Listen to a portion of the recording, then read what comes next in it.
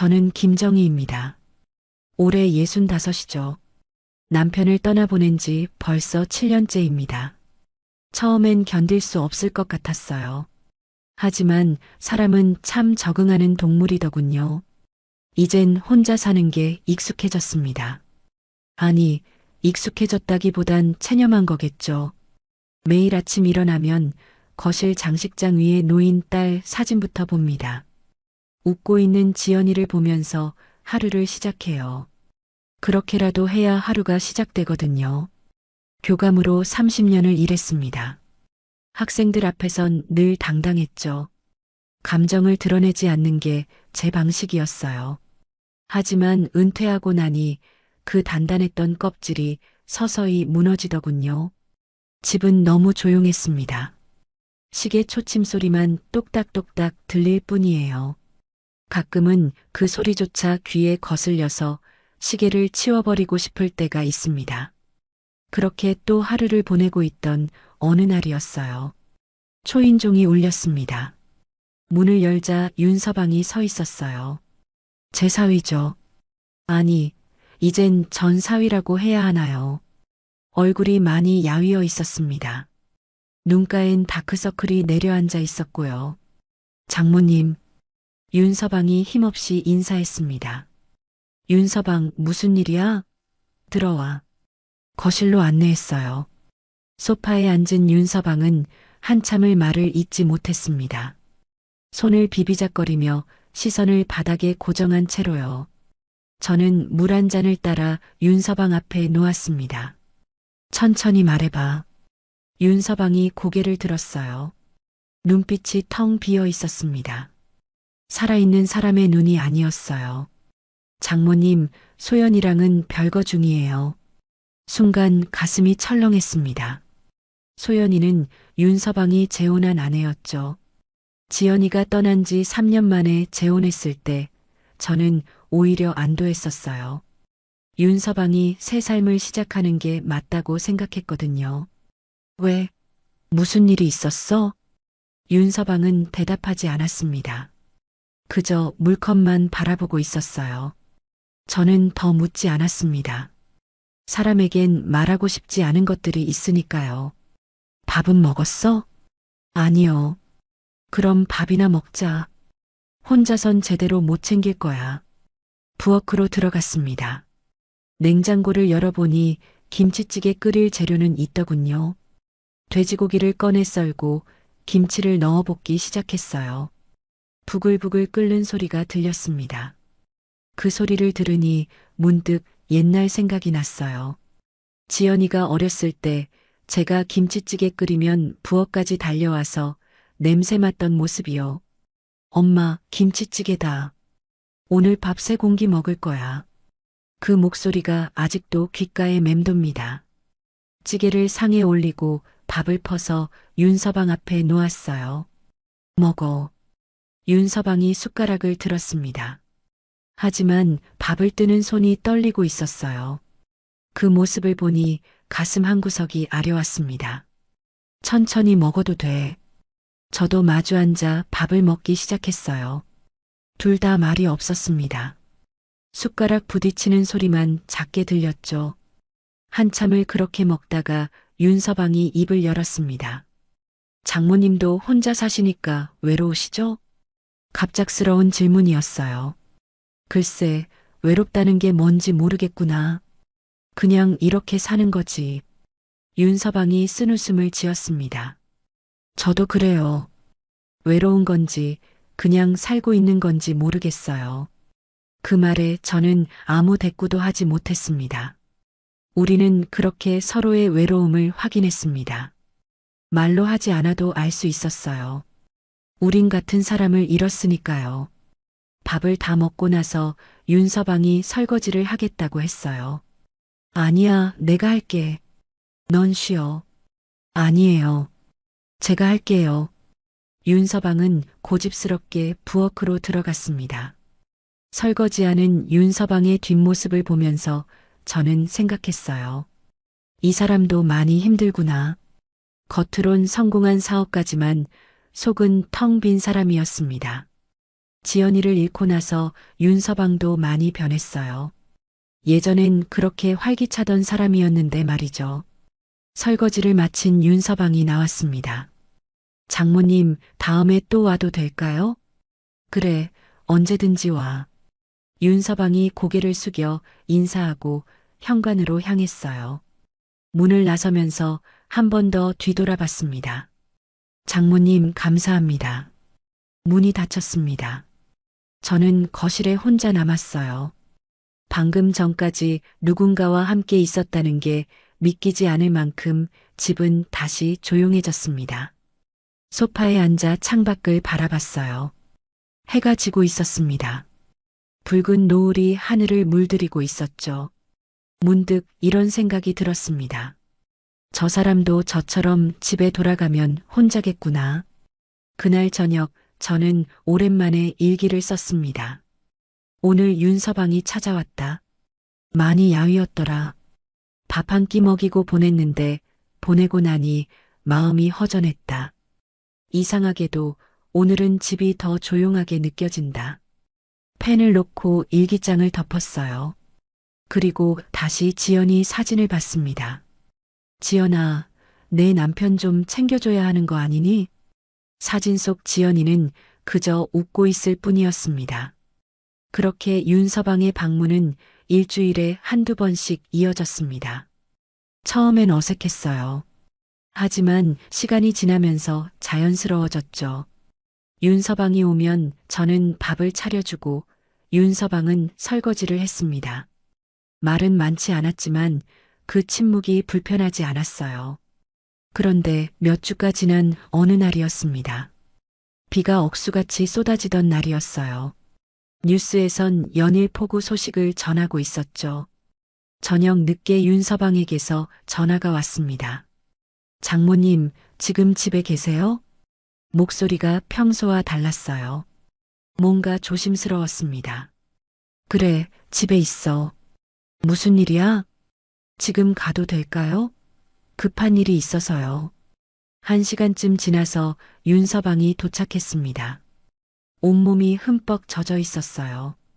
현관에 서 있는 윤서방을 보니 물이 뚝뚝 떨어지고 있었습니다. 어머, 이게 무슨 꼴이야. 어서 들어와. 수건을 가져다 건넸어요. 윤서방은 머리를 말리면서 입을 열었습니다. 장모님, 죄송한데요. 부탁 하나만 드려도 될까요? 말해봐. 윤서방이 망설이더니 천천히 말했습니다. 이번 폭우에 현장이 잠겨서요. 당분간 머물 곳이 없습니다. 혹시 며칠만 여기서 지낼 수 있을까요? 순간 당황스러웠습니다. 사위를 집에 들이는 게 과연 괜찮을까? 주변에서 뭐라고 할까? 여러 생각이 머릿속을 스쳤어요. 하지만 윤서방의 얼굴을 보니 차마 거절할 수가 없었습니다. 지친 표정이 역력했거든요. 그래, 잠시 여기 있어. 혼자보단 낫잖니. 윤서방의 얼굴에 안도의 빛이 스쳤습니다. 감사합니다, 장모님. 최대한 빨리 나가겠습니다. 서두를 거 없어. 천천히 해. 그날부터 윤서방은 작은 방을 쓰기 시작했습니다. 원래 지연이 방이었죠. 한참 동안 문을 닫아두고 들어가지 않았던 방이었어요. 윤서방에게 방을 내주면서 저는 오랜만에 그 방을 정리했습니다. 먼지를 닦고 이불을 새로 깔았어요. 지연이 냄새가 아직 남아있는 것 같았습니다. 처음 며칠은 괜찮았어요. 윤서방은 아침 일찍 나가서 밤늦게 들어왔습니다. 서로 부딪힐 일이 별로 없었죠. 하지만 함께 사는 건 역시 혼자 사는 것과 달랐어요. 누군가 집에 있다는 게 느껴졌습니다. 현관에 놓인 구두, 욕실에 걸린 수건, 냉장고에 새로 들어온 음료수, 작은 것들이 집안 곳곳에서 윤서방의 존재를 알렸어요. 이상하게도 그게 싫지 않았습니다. 그런데 문제가 생긴 건 나흘째 되던 날이었어요. 아침부터 몸이 으슬으슬했습니다. 목도 칼칼하고 머리도 지끈거렸죠.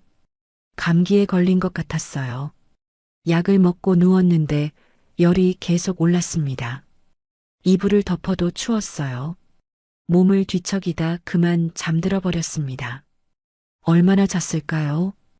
현관문 여는 소리에 깼어요. 윤서방이 돌아온 모양이었습니다. 발소리가 가까워지더니 제 방문을 두드렸어요. 장모님 괜찮으세요? 불이 안 켜져 있어서요.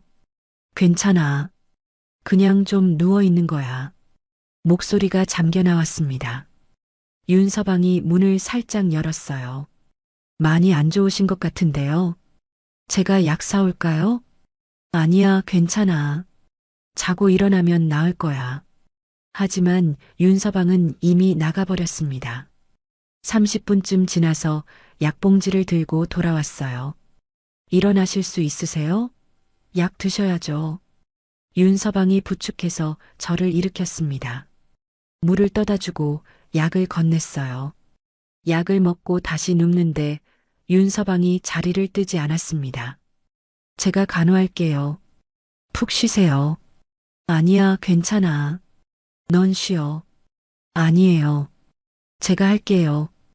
윤서방은 부엌으로 가더니 뭔가를 가져왔어요. 대야에 물을 받아왔더군요. 그리고 손수건을 적셔서 제 이마에 올려놓았습니다. 차가운 감촉이 기분 좋았어요. 윤서방은 한참을 제 옆에 앉아 있었습니다. 손수건이 미지근해지면 다시 적셔서 올려놓았어요. 그렇게 몇 번을 반복했죠. 열이 조금씩 내리는 게 느껴졌습니다. 그런데 문득 손수건이 낯이 익었어요. 분명 우리 집 손수건이 아니었습니다. 천의 재질도 다르고 자수도 들어가 있었어요. 윤서방, 이 손수건. 말을 꺼내려는데 가슴이 먹먹해졌습니다. 이거 지연이 거잖니? 윤서방이 고개를 숙였습니다. 한참 동안 대답이 없었어요. 그러다 조용히 말했습니다. 예. 지연이가 결혼 전에 직접 수놓은 거예요. 제 이니셜이 새겨져 있죠. 손수건을 자세히 보니 정말 작은 글씨로 T와 M이 새겨져 있었습니다. 지연이 손글씨체였어요. 그걸 왜 아직 갖고 있어? 버릴 수가 없었어요. 이것만은 끝까지 간직하고 싶었습니다. 윤서방의 목소리가 떨렸어요. 근데 오늘 장모님 이마를 닦으면서 생각했어요. 이젠 어머니께 드려야 할 것 같아서요. 지연이도 그걸 원할 것 같았습니다. 저는 말없이 손수건을 쥐었습니다. 딸의 체온이 느껴지는 것 같았어요. 딸이 한 땀 한 땀 정성껏 술을 놓았을 모습이 눈에 그려졌습니다. 윤서방을 위해서요. 눈물이 났습니다. 참으려 했지만 주르륵 흘러내렸어요. 윤서방도 고개를 돌렸습니다. 어깨가 미세하게 떨리고 있었어요. 우리는 한참을 그렇게 있었습니다. 말은 없었지만 서로의 슬픔이 느껴졌어요. 딸을 잃은 어미의 슬픔, 아내를 잃은 남편의 슬픔, 그 온도가 똑같았습니다. 윤서방, 예, 장모님, 고마워. 이렇게 곁에 있어줘서. 윤서방이 조심스럽게 대답했습니다. 저야말로 감사합니다. 장모님이 받아주셔서요. 그날 밤 저는 손수건을 꼭 쥐고 잠들었습니다. 딸의 온기가 아직 남아있는 것 같았어요. 그 온기가 저를 위로해주는 것 같았습니다. 다음 날 아침 열이 많이 내렸어요. 부엌으로 나가니 윤서방이 죽을 끓이고 있었습니다. 단호박죽이었어요. 제가 좋아하는 거였죠. 언제 이런 걸 다 끓였어? 아침 일찍 일어나서 만들었어요. 드세요. 죽을 한 숟가락 떠먹었습니다. 따뜻하고 부드러웠어요. 마음까지 녹아내리는 것 같았습니다. 맛있다. 다행이에요. 윤서방이 마주 앉아 저를 바라봤습니다. 처음으로 편안한 미소를 짓고 있었어요. 저도 모르게 미소가 나왔습니다. 이 사람과 함께 있으니 외롭지 않았어요. 딸을 잃은 슬픔을 나눌 수 있는 사람이 옆에 있다는 게 위로가 됐습니다. 그날부터 우리 사이엔 뭔가 달라진 게 있었어요. 말로 표현할 순 없지만 분명 변했습니다. 서로를 조금 더 이해하게 됐달까요? 같은 상실을 겪은 사람끼리만 나눌 수 있는 연대감 같은 것이었습니다. 하지만 그게 어떤 의미인지 저는 아직 몰랐어요. 윤서방이 집에 머문 지 일주일이 지났습니다. 처음의 어색함은 많이 사라졌어요. 아침에 일어나면 윤서방이 먼저 커피를 내려놓고 저녁엔 제가 저녁을 차렸습니다. 자연스럽게 루틴이 만들어졌죠. 하지만 뭔가 이상한 기류가 느껴지기 시작했어요. 윤서방이 저를 보는 시선이 예전과 달라진 것 같았습니다. 아니, 제가 윤서방을 대하는 태도가 달라진 걸까요? 잘 모르겠어요. 그저 함께 있는 게 편했습니다. 말을 안 해도 괜찮았고 같은 공간에 있다는 것만으로 위안이 됐어요. 어느 금요일 저녁이었습니다. 윤서방이 평소보다 일찍 들어왔어요. 손에 뭔가를 들고 있었습니다. 장모님, 오늘 특별한 저녁 준비했어요. 특별한 저녁? 오늘이 지연이 생일이거든요. 순간 가슴이 철렁했습니다. 맞아요. 오늘이 딸의 생일이었어요. 어떻게 잊고 있었을까요? 매년 이맘때면 혼자 케이크를 사서 촛불을 켜곤 했는데 말이죠. 아, 그렇지. 내가 깜빡했네. 괜찮아요. 제가 기억하고 있으니까요. 윤서방이 부엌으로 들어가더니 요리를 시작했습니다. 저는 멍하니 그 모습을 지켜봤어요. 1시간쯤 지나서 식탁이 차려졌습니다. 지연이가 좋아하던 음식들이었어요. 연어 스테이크, 시저 샐러드, 크림 파스타. 모두 딸이 즐겨 먹던 것들이었죠. 이걸 어떻게 다 기억하고 있어? 지연이가 좋아하던 건 다 기억하고 있어요. 식사를 시작했습니다. 음식은 맛있었어요. 윤서방의 요리 솜씨가 꽤 좋았습니다. 식사를 마칠 무렵 윤서방이 와인 한 병을 꺼냈어요. 레드 와인이었습니다. 라벨을 보니 프랑스산이더군요. 제법 비싼 와인 같았어요. 이건 지연이가 좋아하던 와인이에요. 윤서방이 조심스럽게 병을 따면서 말했습니다. 결혼기념일마다 이 와인을 마셨어요. 지연이는 이 와인을 마시면서 항상 행복해했죠. 글라스에 와인이 따라졌습니다. 붉은 빛깔이 참 곱더군요. 오늘은 그 사람 대신 장모님과 건배해도 될까요? 윤서방이 잔을 들었어요. 저도 따라 잔을 들었습니다. 지연이를 위해서, 지연이를 위해서 잔이 부딪혔습니다. 그 순간이었어요. 와인 한 방울이 튀어서 흰 테이블보에 떨어졌습니다. 작은 붉은 점이 천에 번져갔어요. 저는 반사적으로 손가락으로 그 자국을 닦았습니다. 하지만 지워지지 않았어요. 오히려 더 번지는 것 같았습니다. 붉은 자국이 테이블보에 선명하게 남았죠. 이 자국처럼 우리의 관계도 쉽게 지워지지 않겠구나. 갑자기 그런 생각이 들었습니다. 왜 그런 생각을 했는지 모르겠어요. 그저 문득 스친 생각이었습니다. 하지만 그 생각이 머릿속에서 떠나지 않았어요. 와인을 한 모금 마셨습니다. 달콤하면서도 씁쓸한 맛이었어요. 목으로 넘어가면서 몸이 따뜻해졌습니다. 맛있네요. 지연이도 그렇게 말했어요. 달콤하면서 씁쓸하다고. 우리는 천천히 와인을 마셨습니다.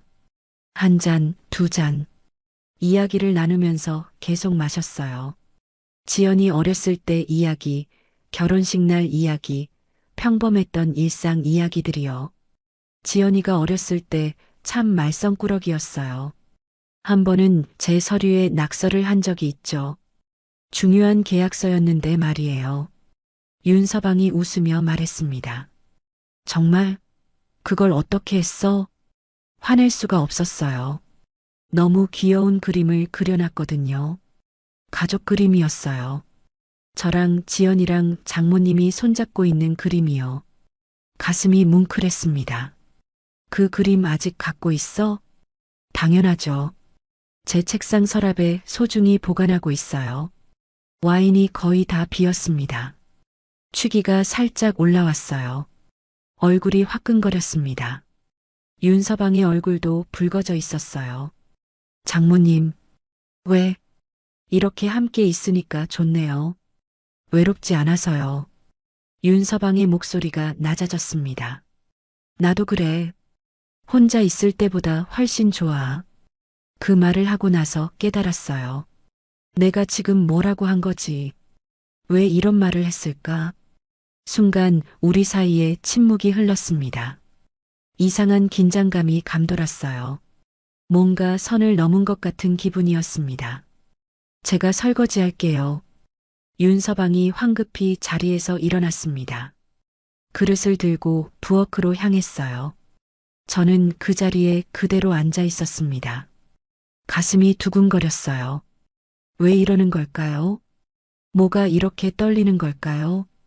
테이블보의 붉은 자국을 다시 바라봤습니다. 지워지지 않는 자국. 그게 우리 관계 같았어요. 그날 이후로 뭔가 달라졌습니다. 서로를 대하는 태도가 조심스러워졌어요. 말 한마디 할 때도 신경 쓰이고 눈이 마주치면 얼른 돌렸습니다. 함께 TV를 볼 때도 그랬어요. 소파에 나란히 앉아 드라마를 보는데 옆에서 윤서방의 숨소리가 들렸습니다. 팔이 스칠까봐 조심스럽게 몸을 옆으로 기울였어요. 웃긴 장면이 나와서 웃다가도 갑자기 어색해졌습니다.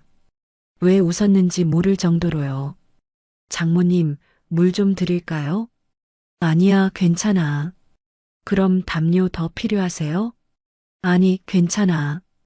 필요 이상으로 신경을 쓰고 있었어요. 윤서방도 저도요.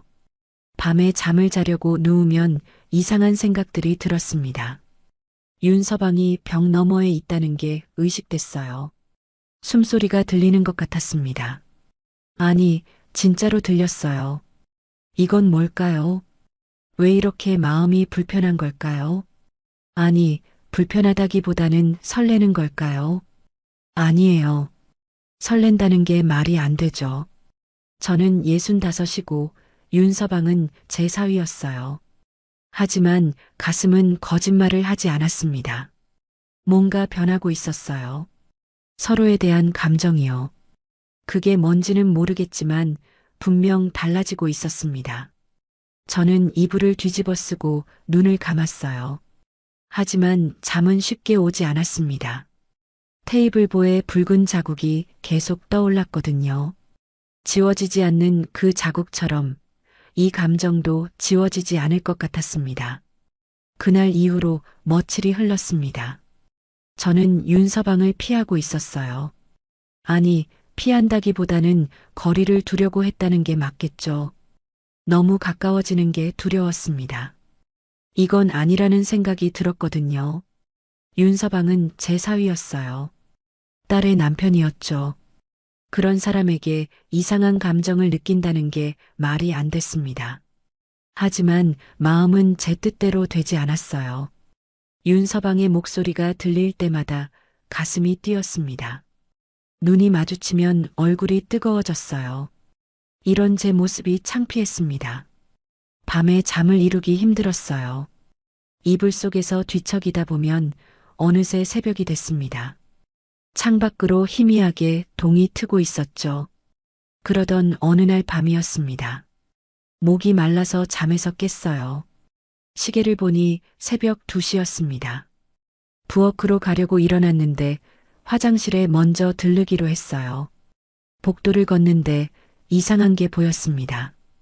윤서방 방 문틈으로 빛이 새어나오고 있었어요. 아직 안 주무셨나 봐요. 화장실을 다녀오는 길이었습니다. 문 앞을 지나가는데 안에서 소리가 들렸어요. 누군가 말하는 소리였습니다. 윤서방의 목소리였죠. 발걸음이 멈춰졌습니다. 문이 살짝 열려 있었어요. 손가락 하나 들어갈 정도로요. 안을 들여다볼 수 있었습니다. 들여다보면 안 되는 거 알았어요. 하지만 몸이 먼저 움직였습니다. 윤서방이 책상 앞에 앉아 있었어요. 노트북 화면을 보고 있었습니다. 화면에서는 영상이 재생되고 있었어요. 결혼식 영상이었습니다. 지연이의 결혼식이었죠. 하얀 드레스를 입은 지연이가 웃고 있었어요. 그 옆에 턱시도를 입은 윤서방이 서 있었습니다. 둘 다 너무 행복해 보였어요.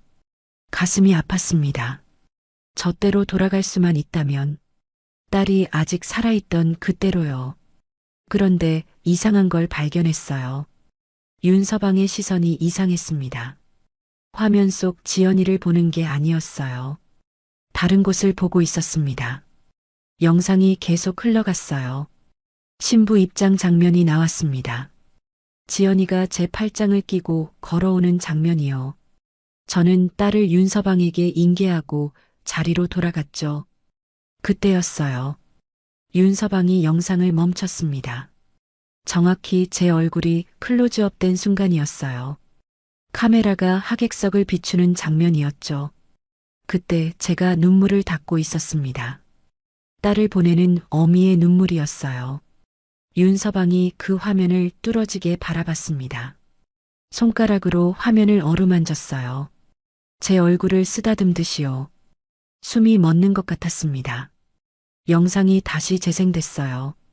피로연 장면이 나왔습니다. 하객들과 인사하는 장면, 케이크 자르는 장면, 부케 던지는 장면이요. 하지만 윤서방의 시선은 계속 저를 쫓았어요. 화면 속에 제가 나올 때마다 윤서방의 눈빛이 달라졌습니다. 더 집중했고 더 오래 머물렀어요. 지연이보다 제가 나오는 장면을 더 많이 본 거예요. 심장이 미친 듯이 뛰었습니다. 이게 무슨 의미일까요? 왜 윤서방은 지연이가 아니라 저를 보는 걸까요? 영상이 끝나갈 무렵이었습니다. 윤서방이 떨리는 목소리로 중얼거렸어요. 장모님.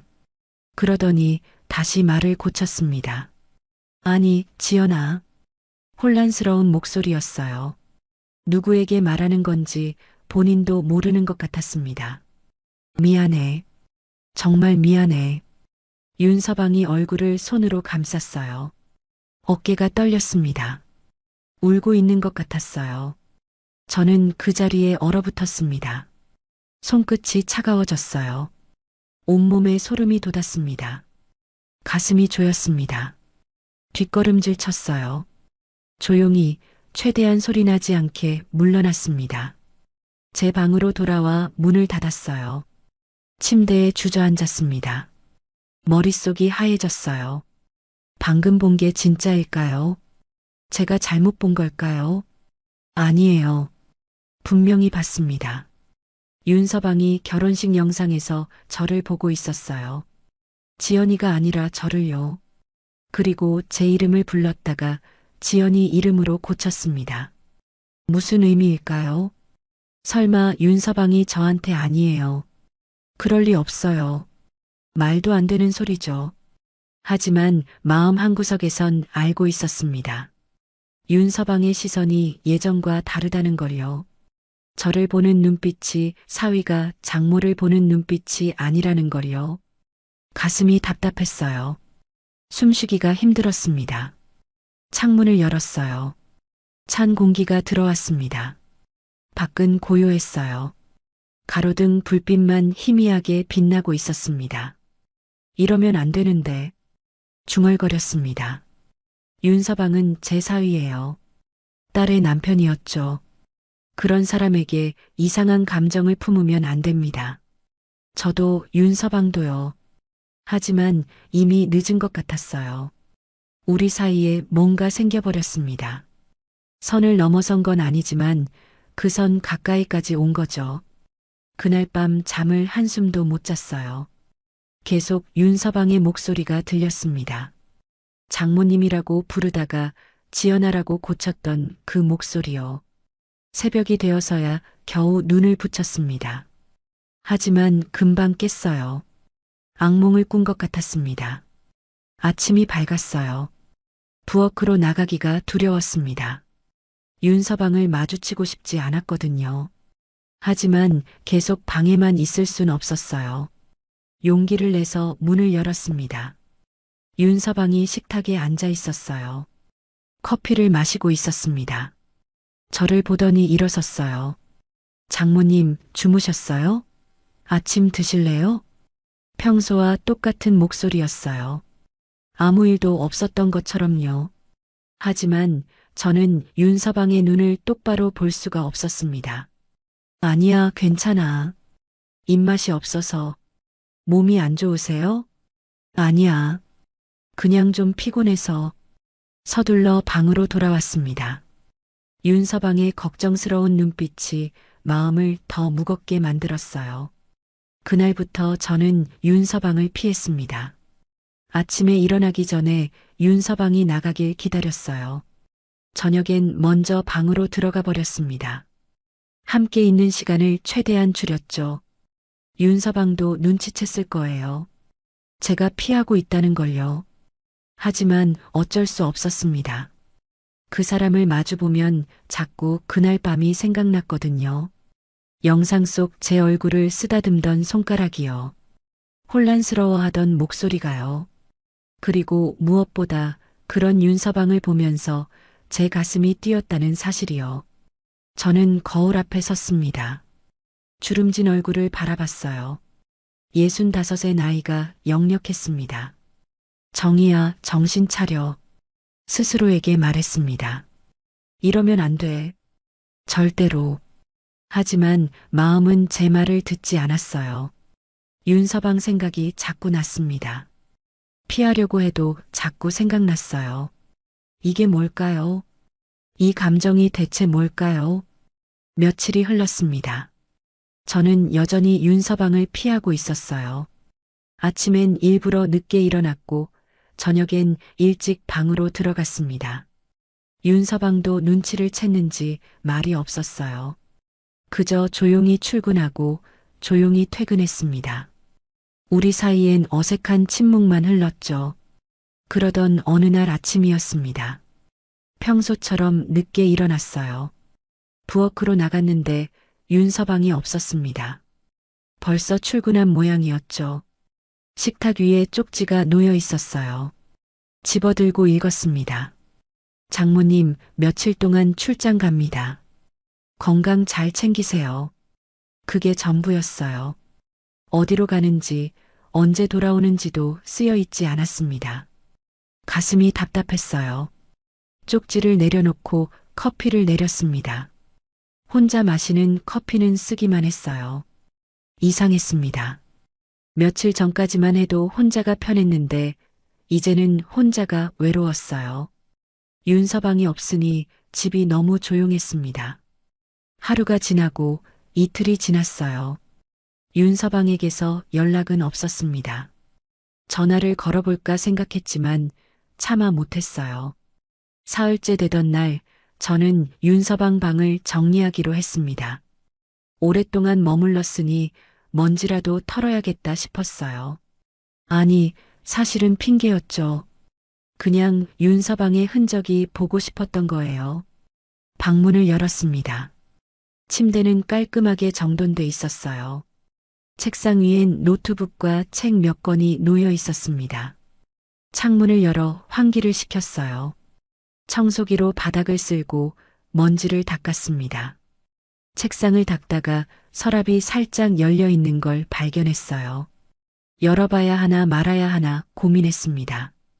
남의 물건을 함부로 보는 건 예의가 아니니까요. 하지만 손이 먼저 움직였어요. 서랍을 열었습니다. 안에는 몇 가지 물건들이 있었어요. 펜, 수첩, 명함 몇 장, 그리고 작은 액자 하나가 있었습니다. 액자를 꺼냈어요. 가족 사진이었습니다. 지연이의 결혼식 날 찍은 사진이었죠. 지연이가 중앙에 서 있고 왼쪽에 윤서방이, 오른쪽에 제가 서 있었어요. 셋이 함께 웃고 있는 사진이었습니다. 가슴이 뭉클했어요. 이렇게 행복했던 때가 있었구나. 지연이가 살아있던 그때로 돌아가고 싶었습니다. 액자를 내려놓으려는데 뭔가 느껴졌어요. 뒷면에 뭔가 쓰여 있는 것 같았습니다. 액자를 뒤집었어요. 종이가 붙어 있었습니다. 윤서방의 글씨였어요. 떨리는 손으로 읽기 시작했습니다. 이 세상에서 내가 가장 두려운 사람은 장모님입니다. 숨이 멎었어요. 계속 읽었습니다. 지연이를 잃은 뒤로 저는 장모님을 볼 수가 없었습니다. 너무 죄송해서요. 제가 지켜주지 못한 딸을 생각하면 장모님 앞에 설 자격이 없었습니다. 하지만 시간이 지나면서 이상한 일이 생겼습니다. 장모님을 볼 때마다 지연이가 보였어요. 지연이의 웃음소리가 들렸고 지연이의 온기가 느껴졌습니다. 장모님과 함께 있으면 지연이가 곁에 있는 것 같았어요. 그래서 자꾸 찾아뵙게 됐습니다. 하지만 언젠가부터 혼란스러워졌어요. 제가 보고 싶은 게 지연이인지 장모님인지 모르겠습니다. 이런 제가 너무 두렵습니다. 글씨가 흐려졌어요. 눈물이 떨어지고 있었습니다. 닦아내고 또 닦아냈지만 계속 흘렀어요. 액자를 가슴에 안았습니다. 윤서방도 괴로워하고 있었구나. 혼자서 이렇게 힘들어하고 있었구나. 저만 혼란스러운 게 아니었어요. 윤서방도 똑같이 혼란스러웠던 거죠. 두려움이라는 단어가 가슴에 박혔습니다. 윤서방이 두려워한 건 저였어요. 아니, 정확히는 저에게 느끼는 감정이었죠. 그게 뭔지 모르겠지만 그 감정을 감당할 수 없어서 두려웠던 거예요. 저도 마찬가지였습니다. 윤서방에게 느끼는 이 감정이 뭔지 몰랐어요. 동정인지 연민인지 아니면 다른 뭔가인지요. 하지만 분명한 건 이게 편한 감정이 아니라는 거였습니다. 소파에 주저앉았어요. 액자를 무릎에 올려놓고 사진을 바라봤습니다. 행복하게 웃고 있는 우리 셋이요. 그때는 몰랐어요. 이렇게 복잡한 관계가 될 줄은요. 해가 지고 있었습니다. 거실은 점점 어두워졌어요. 불을 켜지 않았습니다. 그냥 어둠 속에 앉아 있고 싶었어요. 현관문이 열리는 소리가 들렸습니다. 윤서방이 돌아온 모양이었어요. 출장이 끝난 거죠. 장모님 계세요? 윤서방의 목소리가 들렸습니다. 평소보다 조심스러웠어요. 여기 있어. 대답했습니다. 윤서방이 거실로 들어왔어요.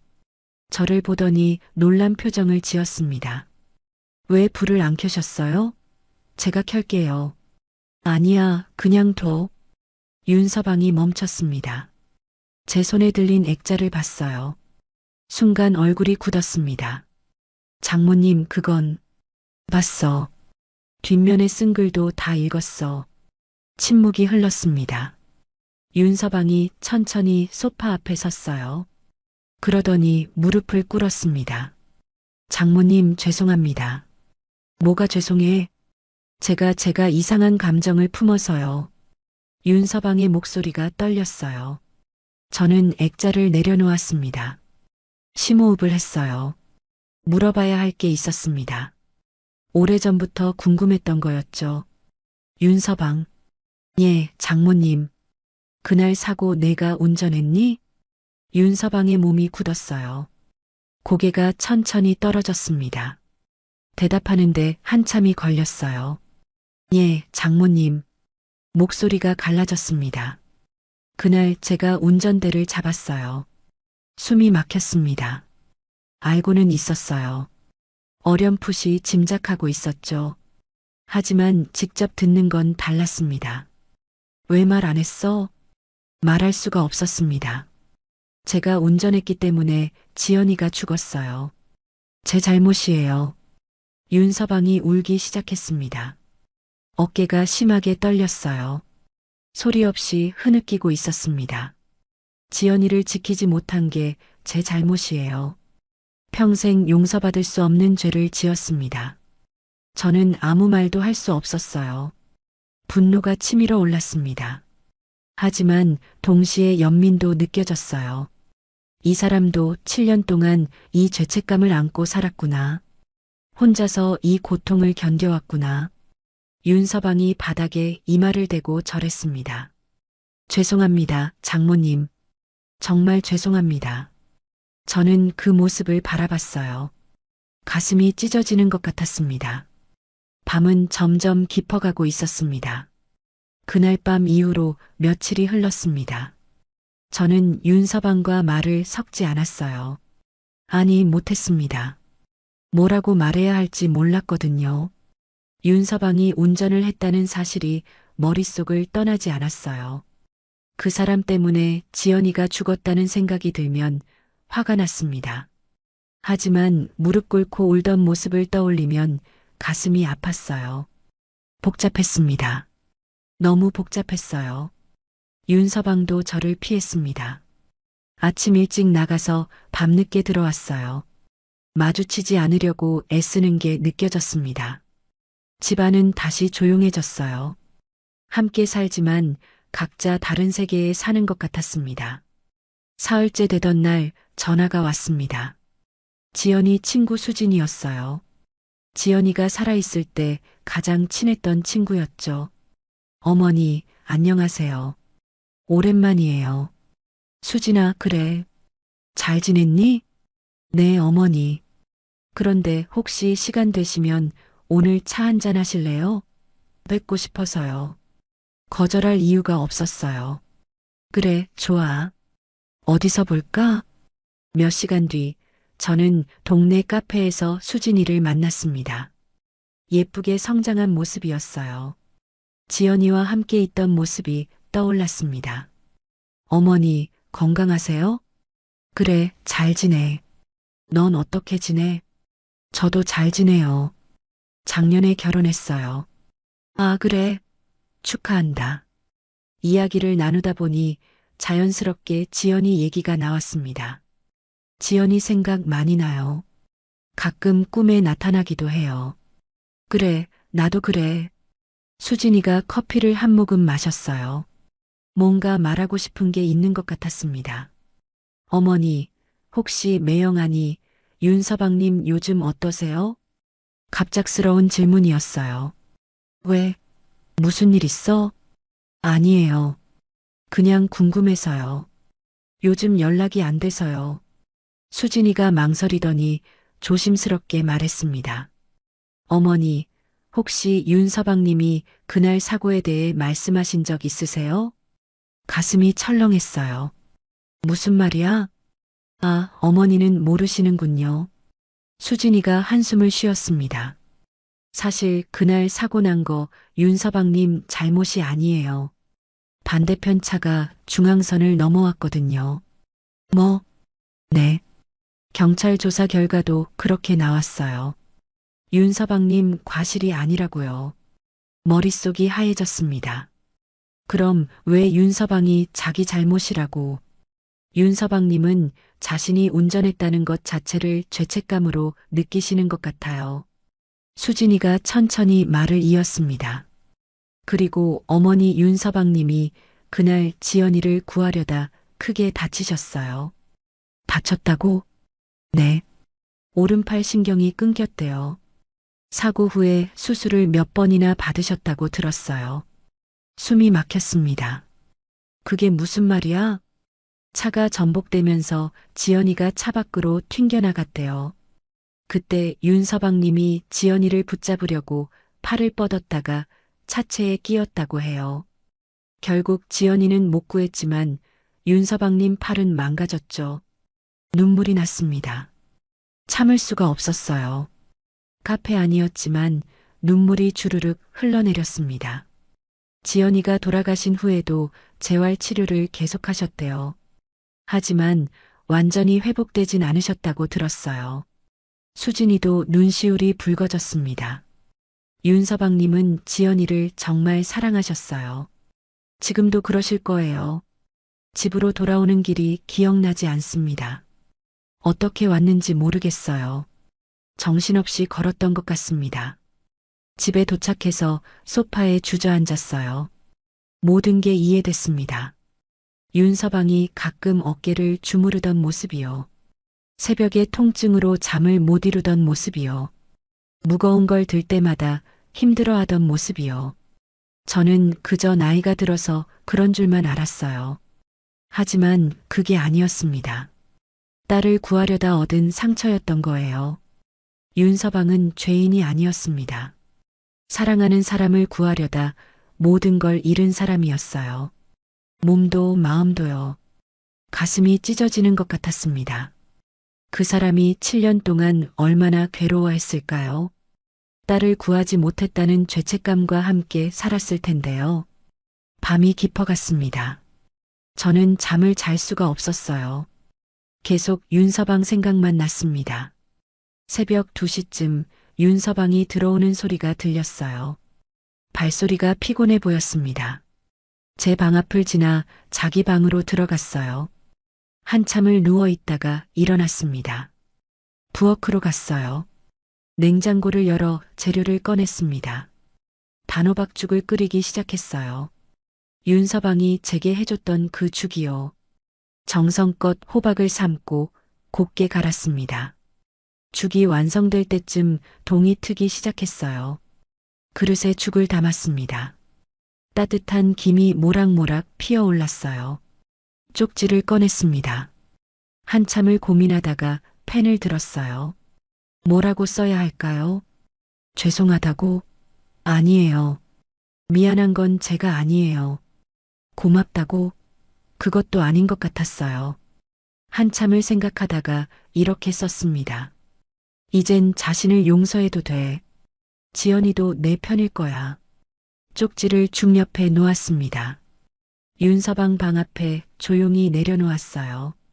문을 두드릴까 했지만 그러지 않았습니다. 제 방으로 돌아왔어요. 창밖을 바라봤습니다. 해가 떠오르고 있었어요. 새로운 하루가 시작되고 있었습니다. 1시간쯤 지났을까요? 방문이 조심스럽게 두드려졌습니다. 장모님 계세요? 윤서방의 목소리였어요. 떨리고 있었습니다. 문을 열었어요. 윤서방이 쪽지를 들고 서 있었습니다. 얼굴이 눈물로 범벅이 돼 있었어요. 장모님 이게 말을 잇지 못했습니다. 저도 눈물이 났어요. 참으려 했지만 소용없었습니다. 수진이한테 들었어. 내가 지연이를 구하려다 다쳤다는 거. 윤서방이 고개를 숙였어요. 그날 제가 지연이를 붙잡았어야 했는데 힘이 부족했어요. 제 팔이 망가진 건 아무것도 아니에요. 지연이를 잃은 게 문제예요. 아니야. 저는 윤서방의 손을 잡았습니다. 내 잘못이 아니야. 넌 최선을 다했어. 그걸로 충분해. 윤서방이 무릎을 꿇었어요. 용서해 주셔서 감사합니다, 장모님. 일어나. 용서할 것도 없어. 넌 아무 잘못도 안 했어. 윤서방을 일으켰습니다. 그의 어깨가 떨리고 있었어요. 저도 같이 떨렸습니다. 우리는 한참을 그렇게 서 있었어요. 7년 동안 쌓였던 오해가 풀리는 순간이었습니다. 죽 먹어. 식기 전에 윤서방이 고개를 끄덕였어요. 그리고 처음으로 편안하게 웃었습니다. 그 미소를 보니 저도 웃음이 났어요. 이제야 우리는 진짜로 서로를 이해하게 된 것 같았습니다. 그날 이후 우리 관계는 조금 나아졌습니다. 더 이상 서로를 피하지 않았어요. 아침에 함께 커피를 마시고 저녁엔 같이 식사를 했습니다. 편안해졌어요. 오해가 풀리니 마음도 가벼워졌죠. 윤서방은 예전보다 많이 웃었습니다. 제가 농담을 하면 크게 웃어줬어요.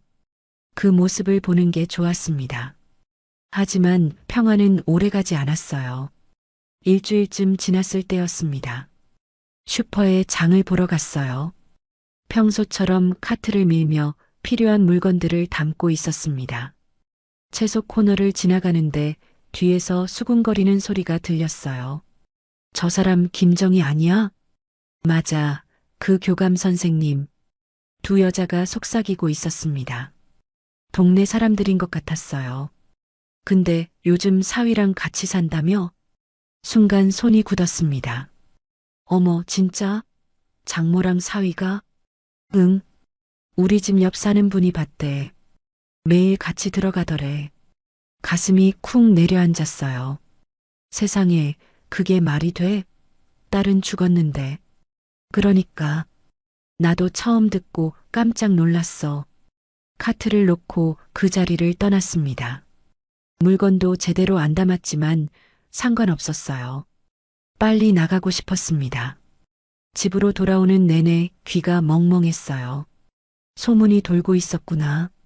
사람들이 우리를 이상하게 보고 있었구나.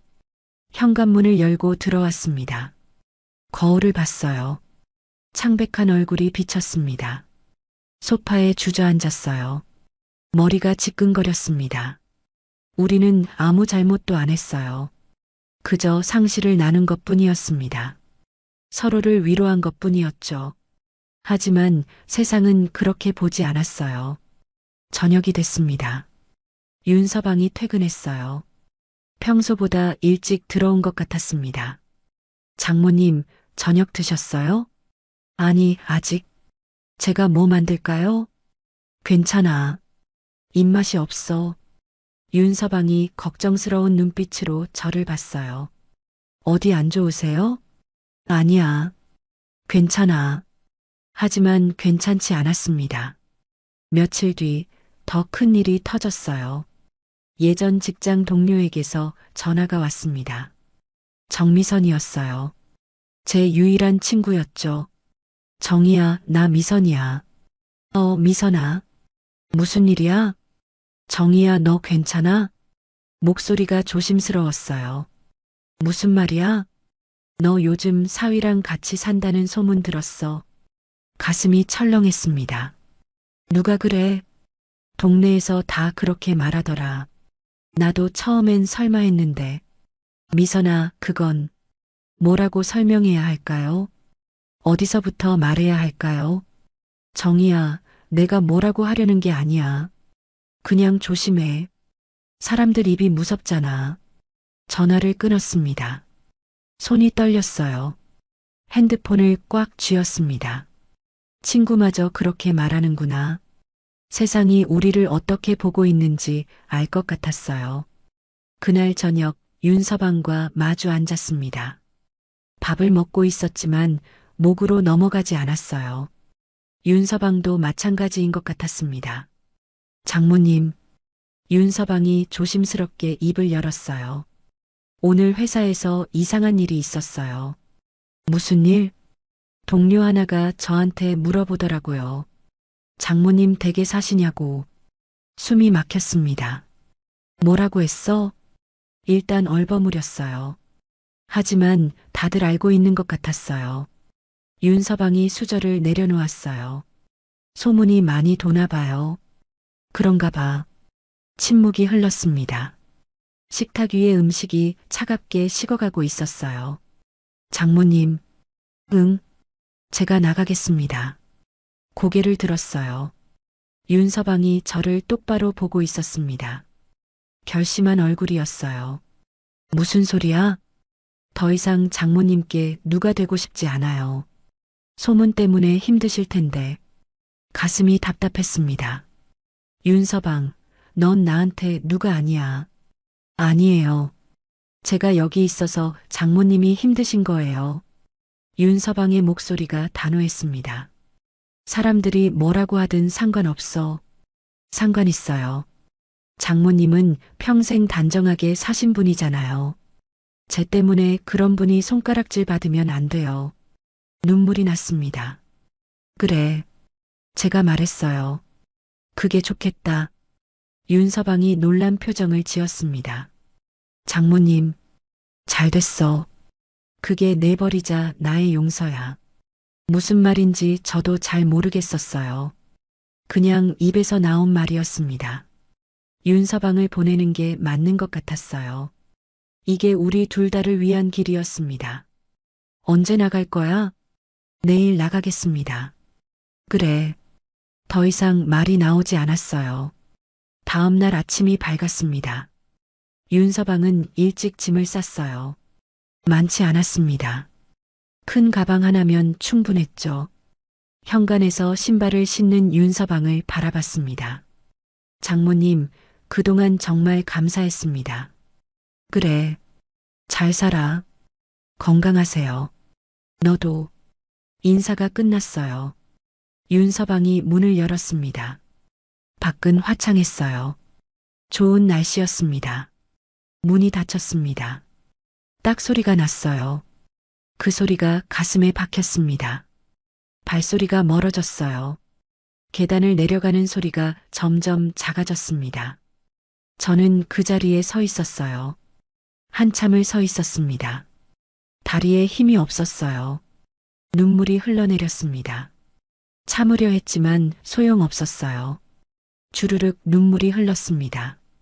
이게 맞는 거야. 이게 맞는 거라고 스스로에게 되뇌었어요.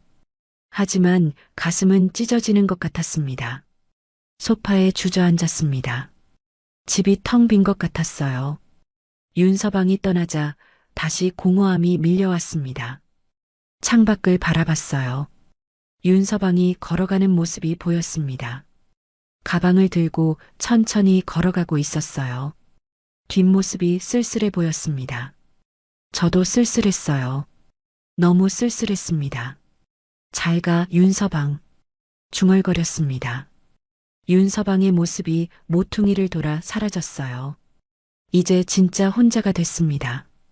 다시 원래대로 돌아온 거죠. 혼자 사는 65 할머니로요. 눈물을 닦았어요. 하지만 계속 흘렀습니다. 멈출 수가 없었어요.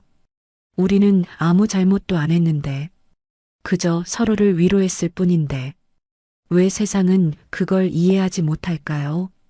거실 시계가 째깍거렸습니다. 그 소리만이 고요한 집을 채우고 있었어요.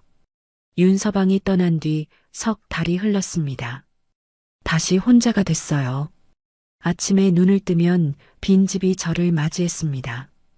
혼자 커피를 내리고 혼자 식사를 했어요. 예전으로 돌아간 거죠. 하지만 예전과 달랐습니다. 더 외로웠어요. 윤서방과 함께 지낸 시간을 알아버렸으니까요. 창밖을 보면 자꾸 윤서방이 걸어오는 모습이 보이는 것 같았습니다. 하지만 착각이었어요. 윤서방에게서 연락은 없었습니다. 어떻게 지내는지 궁금했지만 전화하지 않았어요. 그러면 안 될 것 같았습니다. 그렇게 시간이 흘렀습니다. 어느 날 오후 초인종이 울렸어요. 택배인가 싶어서 문을 열었습니다. 윤서방이 서 있었어요. 순간 숨이 멎었습니다. 장모님, 윤서방. 말이 제대로 나오지 않았어요. 안녕하세요. 잘 지내셨어요? 그래, 너도 잘 지냈니? 어색한 인사가 오갔습니다. 윤서방은 예전보다 훨씬 밝아 보였어요. 얼굴에 생기가 돌았습니다. 들어와. 아니에요. 오래 있진 않을게요. 드릴 말씀이 있어서 왔어요. 무슨 말? 이번에 지연이 이름으로 장학재단을 만들었습니다. 가슴이 뭉클했어요. 장학재단? 네. 형편이 어려운 학생들을 돕는 재단이요. 지연이가 교육에 관심이 많았잖아요. 맞아요. 지연이는 선생님이 되고 싶어 했었죠. 다음 주에 발대식이 있는데 장모님도 오셔야죠. 어머니 없이는 안 돼요. 내가 가도 될까? 당연하죠. 장모님이 주인공이세요. 윤서방이 환하게 웃었습니다. 그럼 갈게. 감사합니다. 제가 모시러 올게요. 일주일 뒤 행사가 열렸습니다. 호텔 연회장이었어요. 생각보다 많은 사람들이 모여 있었습니다. 긴장됐어요. 사람들 앞에 서는 게 오랜만이었거든요. 윤서방이 제 옆에 섰습니다. 장모님 괜찮으세요? 응, 괜찮아. 곧 시작할게요. 무대로 올라갔어요. 사람들의 박수 소리가 들렸습니다. 윤서방이 마이크를 잡았어요. 안녕하십니까?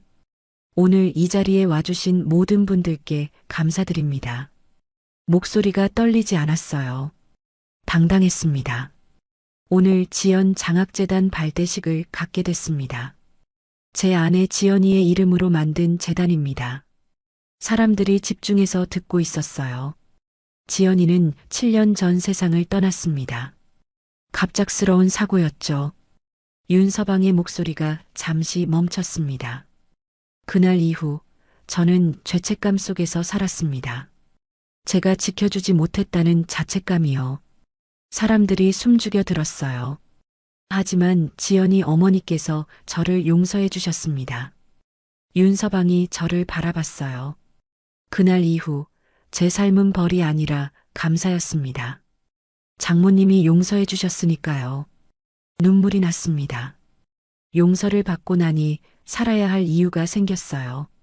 지연이를 기억하고 지연이가 하고 싶었던 일을 대신하는 거요. 박수 소리가 터져 나왔습니다. 이 재단을 통해 많은 학생들을 돕겠습니다. 그게 지연이가 원하는 일이고 제가 해야 할 일입니다. 윤서방이 마이크를 내려놓았어요. 사람들이 일어나 박수를 보냈습니다. 저도 박수를 쳤어요.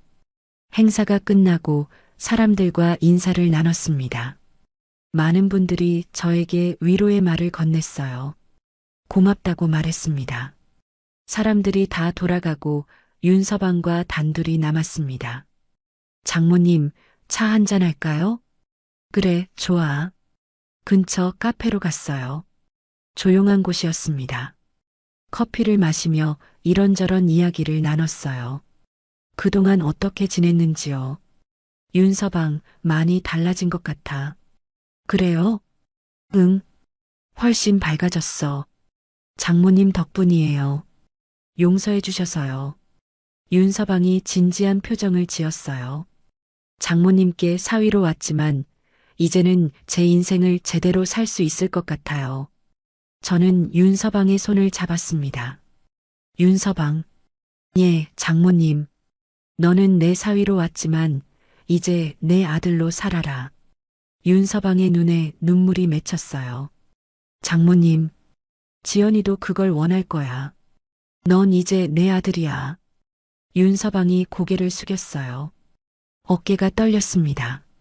감사합니다. 정말 감사합니다. 우리는 한참을 그렇게 앉아 있었어요. 말없이 커피를 마셨습니다. 하지만 불편하지 않았어요. 편안했습니다. 이제야 진짜로 편안해진 것 같았어요. 집으로 돌아왔습니다. 오랜만에 마음이 가벼웠어요. 무거운 짐을 내려놓은 것 같았습니다. 일기장을 꺼냈습니다. 오랜만에 쓰는 일기였어요. 펜을 들고 생각했습니다. 뭐라고 쓸까요? 한참을 고민하다가 이렇게 썼습니다. 오늘 윤서방을 만났다. 지연 장학재단을 만들었다고 했다. 그 모습을 보니 가슴이 뿌듯했다. 이제 윤서방은 제대로 살아갈 것 같다. 용서를 하고 나니 나도 편해졌다. 펜을 멈췄어요. 다시 생각하고 한 줄 더 썼습니다. 죄보다 더 큰 건 사랑이 아니라 이해였다. 일기장을 덮었습니다. 창밖을 바라봤어요. 해가 지고 있었습니다. 노을이 참 아름다웠어요. 붉은 빛이 하늘을 물들이고 있었습니다. 지연아, 중얼거렸습니다. 내 남편 잘 보냈어. 이제 그 사람 제대로 살 거야. 바람이 불었어요. 커튼이 흔들렸습니다. 지연이가 대답하는 것 같았어요. 고맙다고요. 나도 이제 괜찮아. 너무 걱정 마. 다시 지연이 사진을 봤습니다. 웃고 있는 딸의 얼굴이 평화로워 보였어요. 저도 평화로웠습니다. 오랜만에 마음이 편했어요. 7년 만에 처음으로요. 외로움은 아직 남아 있었습니다. 하지만 예전과는 달랐어요. 견딜 만한 외로움이었습니다. 그리고 윤서방이 가끔 찾아올 거라는 걸 알았어요. 이젠 아들로서요. 그 생각에 미소가 지어졌습니다. 소파에 앉아 차를 한 잔 마셨어요. 따뜻한 차가 목으로 넘어갔습니다. 몸이 따뜻해졌어요. 마음도 따뜻해졌습니다.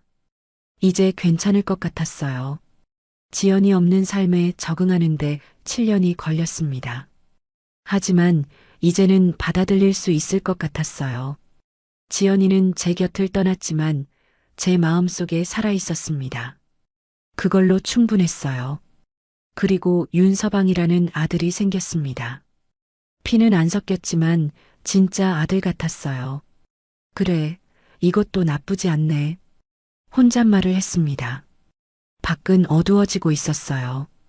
하나둘 불이 켜지기 시작했습니다. 저도 거실 불을 켰어요. 따뜻한 빛이 집안을 채웠습니다. 이제 이 집도 다시 살아 숨쉬는 것 같았어요. 저도 다시 살아 숨쉬고 있었습니다. 그걸로 충분했습니다. 했습니다. 했습니다. 했습니다.